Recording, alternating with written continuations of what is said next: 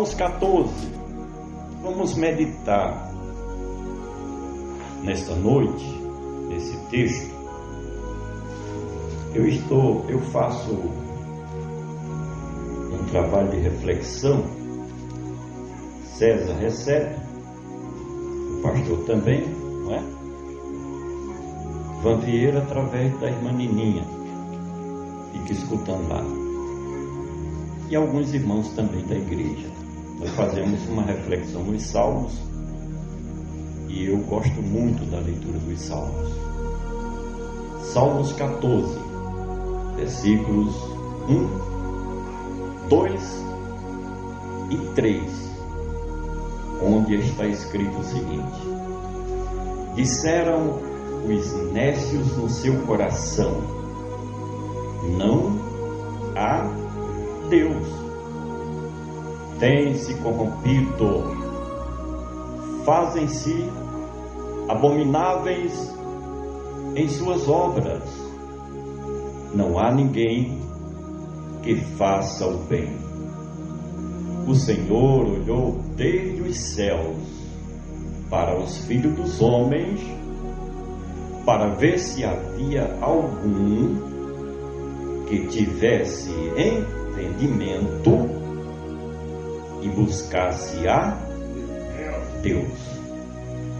3. Desviaram-se todos e juntamente se fizeram imundos. Tem algumas versões bíblicas que diz inúteis. Não há quem faça o bem. Não há sequer um. A primeira coisa que me chama a atenção nesse texto bíblico é a palavra nécio. E eu fiquei refletindo ao ler 4:15 da manhã de hoje esse texto sobre a palavra nécio, que quer dizer insensato. Quando nós olhamos para a elite da sociedade, chamada nata da sociedade, os homens se acham inteligentes. Os cientistas se acham inteligentes, com muito conhecimento das coisas terrenas, se gabam de terem frequentado uma universidade ou uma faculdade. Enche o peito e diz: eu tenho diplomas. Sim, mas o que diz Deus a respeito dos homens, dos ímpios, dos incrédulos? O que diz a palavra de Deus a respeito daqueles que não buscam o reino de Deus em primeiro lugar? O que diz? Glória a Deus. A Bíblia. E a Bíblia é quem tem o ponto final sobre todas as coisas.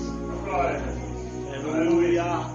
O que diz a última palavra a respeito dos homens mais ricos da terra, mas que seus corações não estão voltados para a luz divina.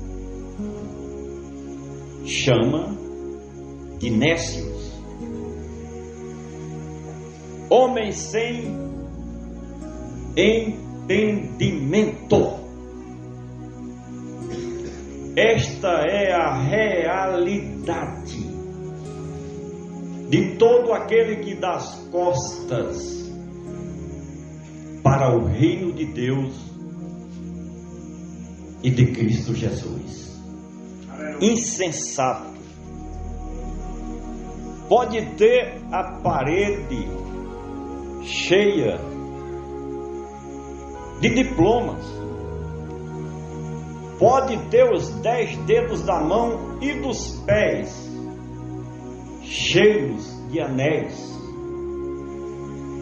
A verdade última chama de insensato. E a Bíblia diz que insensato é aquele que diz que não há Deus. Está aqui no texto. O insensato, ele diz o quê? Não há Deus. Porque para ele, Deus é o seu automóvel de última geração. Porque para ele, o seu Deus é a sua casa, é a conta bancária para o ímpio, para o homem que busca as coisas materiais desta terra apenas.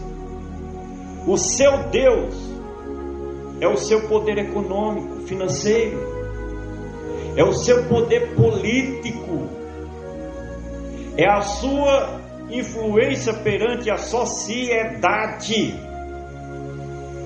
Ele diz não há Deus. Ele nega o Criador de todas as coisas. É o homem materialista. É ateu. É ateu. Por incrível que pareça. É ateu. Prático ou não. Porque ele diz não há Deus. É ateu, César. É ateu. E não é nem preciso dizer, verbalizar, falar. Não é nem preciso ele dizer, irmão José Carnaúba, com sua voz, não há Deus. Por quê? Porque as atitudes de um homem materialista já diz tudo, já prova que ele é um ateu. Ele não dá o devido valor àquele que está sentado no seu mais alto e sublime trono. Para ele, Deus é ele próprio. Eu já me deparei com um professor universitário lá em João Pessoa, porque na empresa que eu era administrador, todo dia eu colocava uma folha na parede com um versículo da Bíblia, e toda noite, irmão José, era um debate. Vinha para me questionar, e um deles chegou e eu tinha escrito lá falando a respeito de Deus, e ele já veio na sua arrogância de peito estufado, professor universitário, e disse assim: esse Deus que você prega não existe. Eu disse para ele: pode não existir para você, porque você é um ateu, mas para mim ele é o Todo-Poderoso, Criador de todas as coisas. Glória a Deus. Aleluia. Ele diz: não há Deus.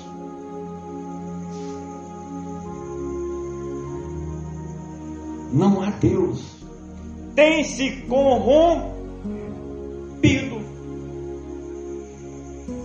Porque ele acha na sua cabeça que não existe o juiz dos vivos e dos mortos. Ele acha que não vai prestar conta dos seus feitos, das suas obras, das suas palavras, dos seus pensamentos. Aí faz coisas abomináveis. coisas que desagradam a Deus. Se o homem não tem a consciência de que um dia vai ter que dobrar os seus joelhos diante do trono do Todo-Poderoso, se ele não tiver essa consciência, ele faz tudo que vem na cachola, como diz aqui no sertão. Vem um pensamento, ele torna numa atitude. Ele diz: quando eu morrer, tudo acabou. É materialista. Só pensa no dia de hoje. Não pensa na eternidade. É ateu, é insensato. Não tem a verdadeira sabedoria que vem do alto. Não tem a sabedoria que vem do Espírito Santo de Deus. Se torna abominável por meio de suas obras.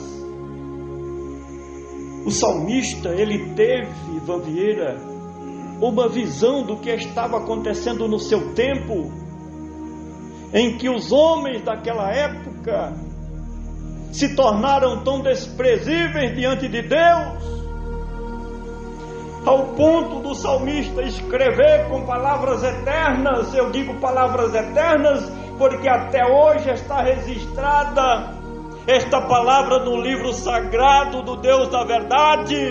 Ele diz: não há um que faça o bem, não há ninguém que faça o bem. O próprio Israel, que era o povo eleito de Deus, provavelmente estava em um momento difícil, sem acertar-se com Deus, sem realizar a vontade de Deus, ao ponto do salmista chegar a esta conclusão: não há ninguém que faça o bem. Irmãos, eu fiquei meditando nesta palavra ninguém. O povo estava tão corrompido.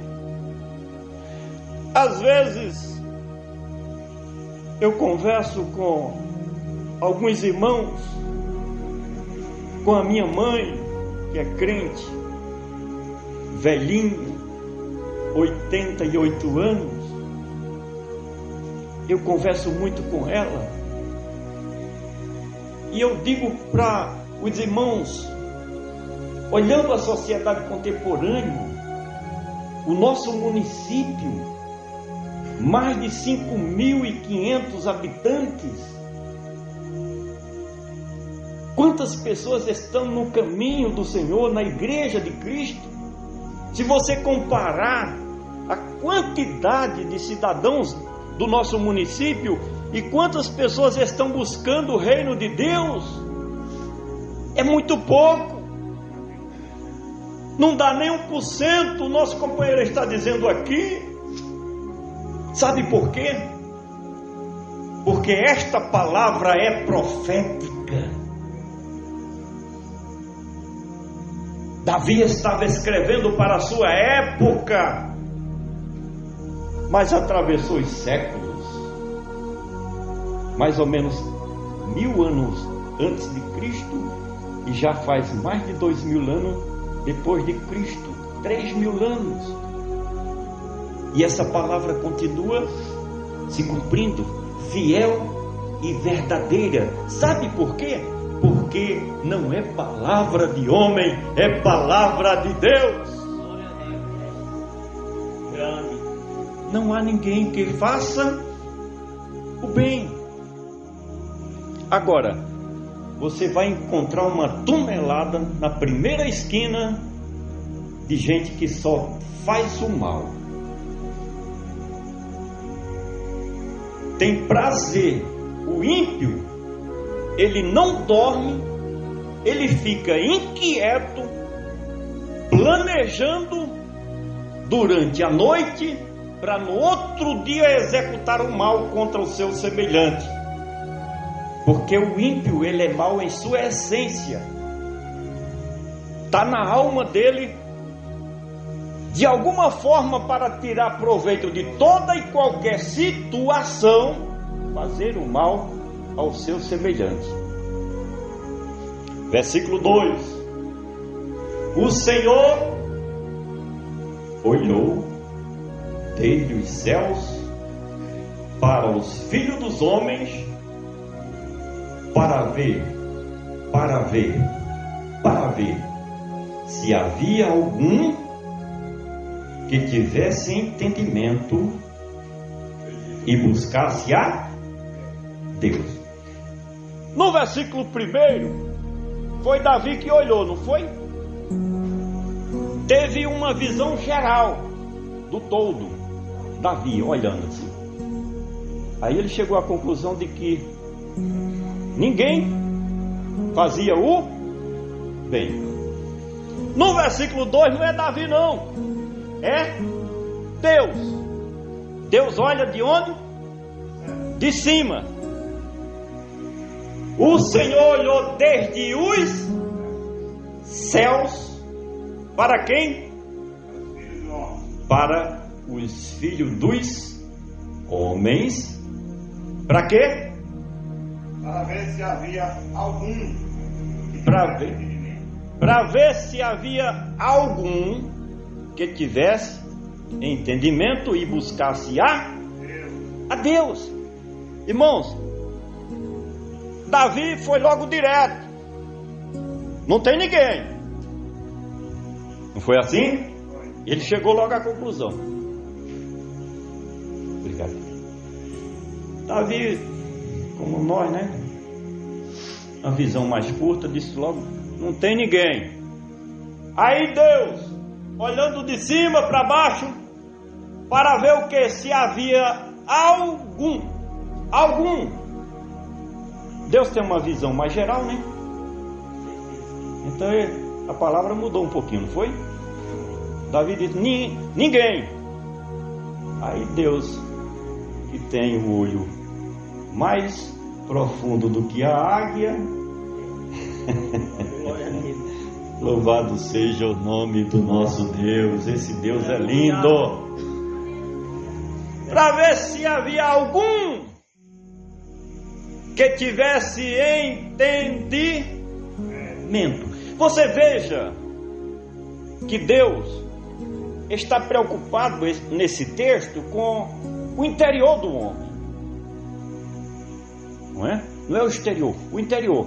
Quando fala de nécio, fala também de entendimento. O nécio é sem entendimento, é sem sabedoria, sem iluminação, sem discernimento. João diz o quê? Sem conhecimento, sem insensato, sem conhecimento. Não tinha. Uma palavra muito forte. É como se a palavra dissesse assim: o homem ímpio, o ateu, é um burro. Desculpa a expressão, mas é a realidade, irmãos. Porque mesmo estando diante de toda a criação, estando diante dos fenômenos da natureza, com coisas inexplicáveis segundo a razão humana, o que o homem vê todos os dias, o ser humano vê todos os dias acontecer, é para ele se render automaticamente aos pés de Deus, de Cristo. Não seria necessário nem nós pregar para o ímpio, para o incrédulo. Basta ele olhar para a janela, dar uma olhada para a natureza. Todo dia um astro enorme, que nem a ciência tem capacidade de calcular o tamanho do Sol, o esplendor da sua luz, irmão, a quantidade de energia que sai do Sol para iluminar não só o planeta Terra, mas o universo, as galáxias, os planetas, os cometas. Bastava isso, suficiente. Não precisava nem nós se deslocar de Aguiar até aqui para pregar essa palavra. Era automaticamente os moradores dessa cidade, dentro da razão, da lógica, da sabedoria que Deus dá ao ser humano, olhar assim e dizer assim: rapaz, eu não vi subir nenhum litro d'água e cair 1 tonelada essa noite. Eu não vi subir um pingo d'água, tá? E por incrível que pareça, essas toneladas e toneladas de água que cai na nossa terra vem da Amazônia, do outro lado do Brasil, no norte. Segundo a ciência, 18% vem do mar e 82% vem da Amazônia, do outro lado do Brasil, e abastece todo o país. Porque os agricultores, os ribeirinhos, os indígenas trabalham na agricultura lá. Toca-fogo é uma floresta úmida, sobe a umidade. É como você pegar uma panela de água e botar aqui, ela vai passar 1 mês, 2 meses, até 1 ano aí cheia. Mas você pega uma panela cheia d'água, bota no fogão. As irmãs que têm experiência aí, meia hora tem água dentro, evapora tudo. E olha que se não foi em 10 minutos ou 15, viu? Evapora. Então lá eles tocam fogo, irmão José. Estou falando aqui numa experiência da agricultura, que aqui é uma zona rural, né? Toca fogo, evapora, forma as nuvens de água, e tem os rios voadores. A ciência fala sobre esses rios voadores, e através dos rios voadores a Amazônia abastece todo o Brasil e outros países da América Latina. Será que era preciso a gente estar... Muitas vezes eu vejo os irmãos botando a força do pulmão, gritando no objetivo de a sua voz chegar mais distante e alcançar alguém que está naquela redondeza, seja na igreja ou no culto público. Não é assim? É assim. Porque nós queremos que o Evangelho chegue no coração dos seres humanos. Nós desejamos a libertação das pessoas. É o nosso esforço. Mas não era nem necessário tanto. Por quê? Porque as evidências da existência de Deus, de um Criador, de um arquiteto do universo, estão em todas as partes.